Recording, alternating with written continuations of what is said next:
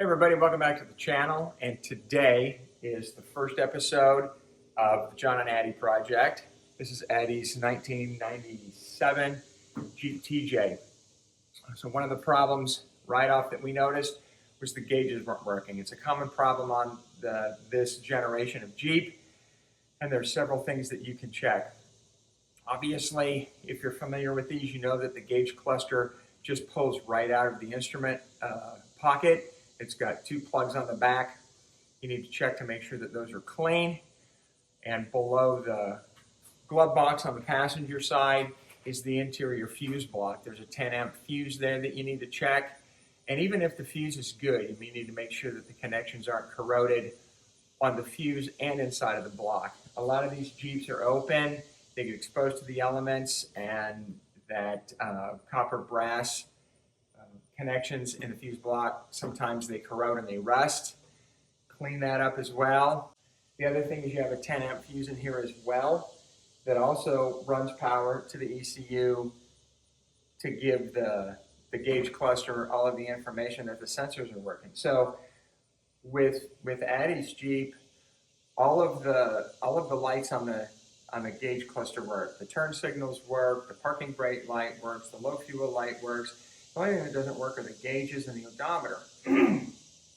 So watching my 100th YouTube video on this problem, what we found was right here at the bottom of this cluster is a pink wire with a white stripe. And one gentleman said that he found his was broken. And I thought, how could that break? It's stationary, it doesn't move. Well, ours is corroded in half. It's not completely broken too, but it's enough that it's not going to send signal. So I'm going to go ahead and replace that, or I'm going to go ahead and repair that, and hopefully we should get power to the gauges. All right, well, I took the back cover of the engine compartment fuse panel off, and you can clearly see where this pink wire was corroded in half. It was just barely hanging on by the insulation. So I wanted to take the cover off to have a little bit more access so I can do the repair properly. And I also wanted to check to make sure that nothing else was worn through besides this wire. So we'll get that repaired and see if the gauges work. Okay, well, you can see here I got the repair done. I actually used pink wire to stay with the theme. That way I don't get confused, or anybody else doesn't get confused looking in here. And I make sure that you use the heat shrink.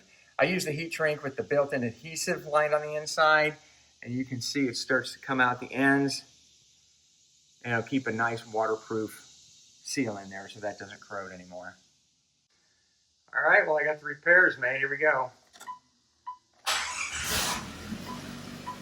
Yeah, perfect. One of the other problems that we were having was it was intermittent start. And this thing would start every time you turn the key for a week, a day, a month, and then nothing. And then sometimes nothing for a long time, and then sometimes you could turn the key back off, turn it on, it would start again. So that to me sounded like it was either a short or a ground. I went with the ground. There's a ground bolt right up here, runs through down here to the starter, back up here to this fuse block cluster. I cleaned that off, wire brushed it, anti-seize lubricant to keep it from corroding again, and I don't know if it's just coincidence, but I did all that, turned the key, and it started right up. So I'm hopeful that that's the ground problem, and once I get this wire repaired and we get the gauges working, hopefully we can move on to cosmetics and start getting this Jeep back to where it needs to be. There's nothing really mechanical as far as the drivetrain. Everything seems to work fine. Once we get it to a point, we can go ahead and start checking things like the air conditioning compressor, see if it's going to hold a vacuum, see if we can charge that, and maybe start taking care of some of the leaks underneath. But mechanically, it's fine. Once we get it reliable, then we can move ahead to cosmetics and get this Jeep really cool.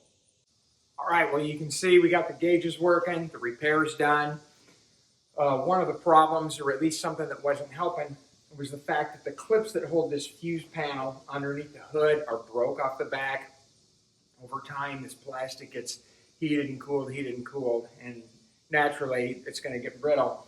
I zip tied it down to the bracket to keep it from moving, at least for now, until we can move further along on this project. I went ahead and wrapped the bare wiring from the conduit I took off. I wrapped it over here too from the last troubleshooting I did, and we got everything buttoned up. I did clean out all of the inside plugs of this panel with brake cleaner and high pressure air. Same with the ECU and the main harness plug here. It doesn't hurt. I also went in underneath the glove box, pulled all those fuses, blew it out with compressed air, sprayed it with brake cleaner, battery disconnected, of course, and then blew that out with compressed air and got it clean, got it dry. And I Scotch-Brighted all the spade terminals on all of the fuses. They were corroding. The fuses were good, but they still not have been making proper contact. So Scotch-Brighted all those, got them all put back in. I'm going to pull this out, try and blow the rest of the dirt out from behind the dash, and I'll check the fluids and take this for a test drive. Well, I just got back from the test drive. Everything seems to work properly. The gauges all work. Headlights, the HVAC, the transmission shifts through the gears properly. Parking brake works, turn signals work, wipers work. I tried the transfer case. I don't think it's engaging. Other than that, it was a good test drive, except it died on me again.